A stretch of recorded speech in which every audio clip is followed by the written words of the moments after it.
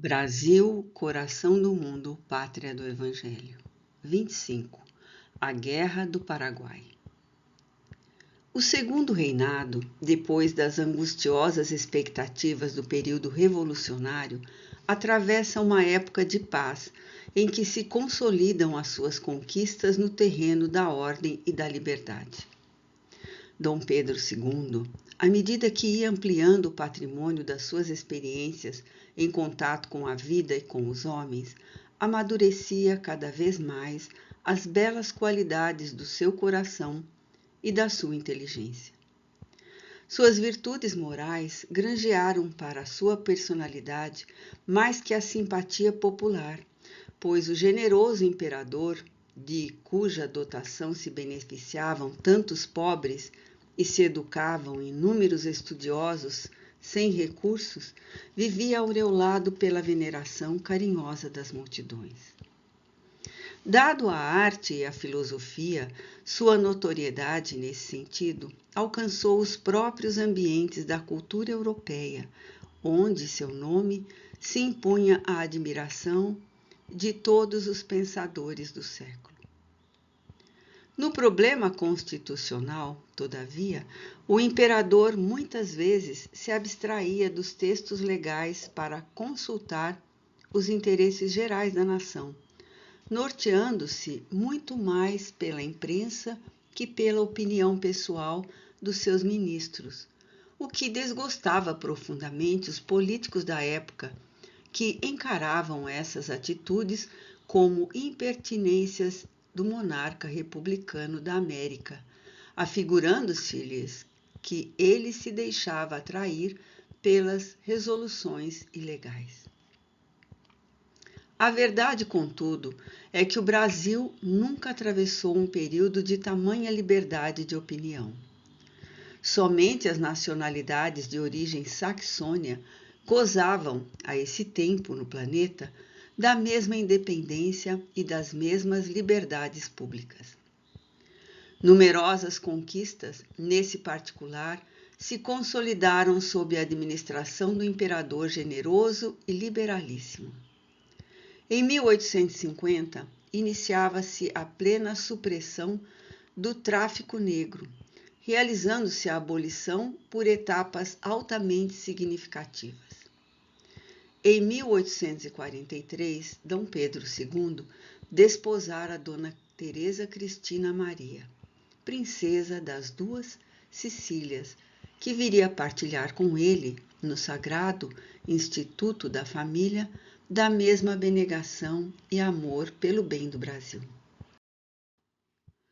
No mundo invisível, as falanges de Ismael não se descuravam da pátria do Evangelho, enviando para a administração do segundo reinado os elevados espíritos que seriam colaboradores do grande imperador na solução dos relevantes problemas da abolição, da economia e da liberdade. Foi assim que, naquela época de organização da pátria, apareceram homens e artistas extraordinários como Rio Branco e Mauá, Castro Alves e Pedro Américo, que vinham com elevada missão ideológica nos quadros da evolução política e social da pátria do Cruzeiro. O homem, porém, terá de constituir o patrimônio do seu progresso e iluminar o caminho da sua redenção à custa dos próprios esforços e sacrifícios, na senda pedregosa da experiência individual. Ora, em meio dessas lutas, o poder moderador da coroa não conseguiu eliminar certo fundo de vaidade que se foi estratificando na alma nacional, fazendo-lhe sentir a sua supremacia sobre as demais nações americanas do Sul. Dentro dessas ideias perigosas da vaidade coletiva, sentia-se o Brasil erradamente com o direito de interferir nos negócios dos estados vizinhos, em benefício dos nossos interesses. É verdade que os países de colonização espanhola sempre tratavam o Brasil com mal disfarçada hostilidade, desejando reviver no Novo Mundo os antagonismos raciais da velha península. Não competia, porém, a política brasileira exorbitar das suas funções no intuito de assumir a direção da casa dos seus vizinhos. De 1849 a 1852, o Brasil interferiu nas questões da Argentina e do Uruguai, contra a influência de Rosas e Uribe. Nota 154. Episódio numa longa disputa entre Argentina e Brasil pela influência no Uruguai e hegemonia na região do Rio da Prata. O caudilho Ortiz de Rosas trazia a civilização platina sob um regime de crueldade e tirania. Diversas vezes provocara o Brasil com o seu ânimo despótico, que chegou a fazer no Prata mais de 20.000 vítimas e, irrefletidamente, o Império prestigiou a Urquiza. Nota 155. Justo José Urquiza, 1801-1870, militar e político argentino. Outro caudilho que governava Entre Rios, nota 156, província da Argentina, a fim de eliminar o tirano. Pela influência dos seus militares mais dignos, as tropas brasileiras depuseram Uribe e, no combate de Monte Caseros, nota 157, também chamada Batalha de Caseros, foi uma das batalhas da guerra contra Uribe e Rosas, 1851-1852. Destruíram para sempre a influência do déspota, que humilhava Buenos Aires.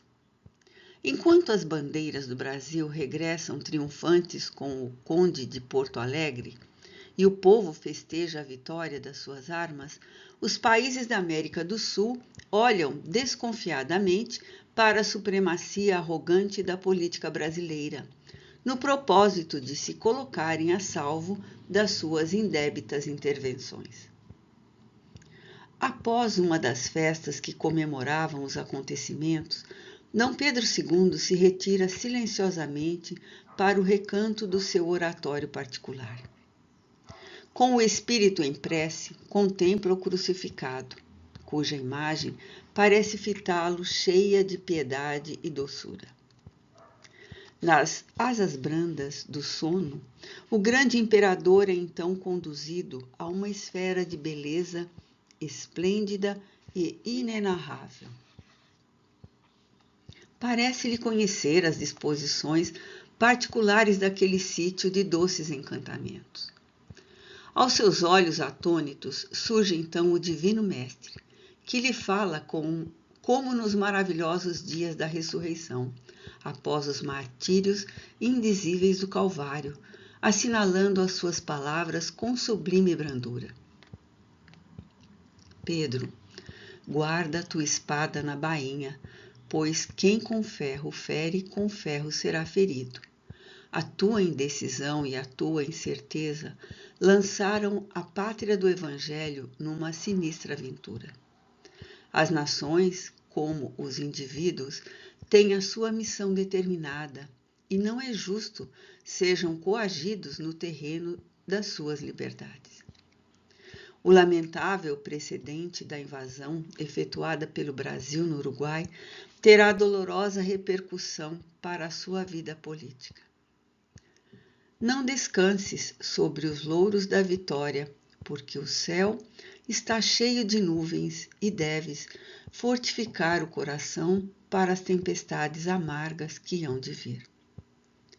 Auxiliarei a tua ação através dos mensageiros de Ismael, que se conservam vigilantes no desenvolvimento dos trabalhos sob a tua responsabilidade no país do Cruzeiro. Mas que as tristes provações gerais em perspectiva sejam guardadas como lição inesquecível e como roteiro de experiência proveitosa para as tuas atividades no trono. D. Pedro II, depois daquele sono curto, na intimidade do oratório, sono preparado pelas forças invisíveis que o rodeavam, recolheu-se ao leito, cheio de angústia e de ansiosa expectativa. Os anos não tardaram a confirmar as advertências do Senhor, que é a luz misericordiosa do mundo. Em 1865, quando o Brasil procurava interferir novamente nos negócios do Uruguai, impondo a sua vontade em Montevidéu, o Paraguai se sentiu ameaçado na sua segurança e se declarou contra o Brasil, ferindo-se então a guerra que durou 5 longos anos de martírios e derrames de sangue fraterno. O Paraguai, como os outros países vizinhos, vivia reduzido à condição de feudo militar. A lei marcial imperava ali sistematicamente, e Solano Lopes não receou arrastar o seu povo àquela terrível aventura. Sua personalidade como político não era inferior à dos caudilhos do tempo e grandes valores poderiam ser incorporados às suas tradições de chefe, muitas vezes apresentado como tirano cheio de crueldades nefandas. Se os frequentes desastres das armas paraguaias e os triunfos do Brasil não acabassem por desorientá-lo inteiramente, levando-o a queimar o último cartucho da sua amargurada desesperação e a perder a posição nobre que a história indubitavelmente lhe reservaria. Aliando-se aos seus amigos da Argentina e do Uruguai, o Brasil afirmou com a vitória a sua soberania. O próprio imperador visitou o campo de operações bélicas em Uruguaiana, onde assistiu à rendição de 6.000 inimigos. Os militares brasileiros ilustram o nome da sua terra em gloriosos feitos que ficaram inesquecíveis. Mas o país do Evangelho sempre foi contrário às glórias sanguinolentas. Estero Belaco, Curupaiti, Lomas, Valentinas, Tuiuti, Curuzu, Itororó, Riachuelo e tantos outros teatros de luta e de triunfo, em verdade não passaram de etapas dolorosas de uma provação coletiva que o povo brasileiro jamais poderá esquecer. A realidade, entretanto, é que o Brasil retirou desse patrimônio de experiências os mais altos benefícios para a sua política externa e para a sua vida organizada, sem exigir um vintém dos proventos de suas vitórias. A diplomacia brasileira encarou de mais perto o arbítrio inviolável dos países vizinhos, e uma nova tradição de respeito consolidou-se na administração da terra do Cruzeiro. Nunca mais o Brasil praticou uma intervenção indevida, trazendo em testemunho da nossa afirmativa a primorosa organização da nacionalidade argentina, que, apesar da inferioridade de sua posição territorial, comparada com a extensão do Brasil, é hoje um dos países mais prósperos e um dos núcleos mais importantes da civilização americana em face do mundo.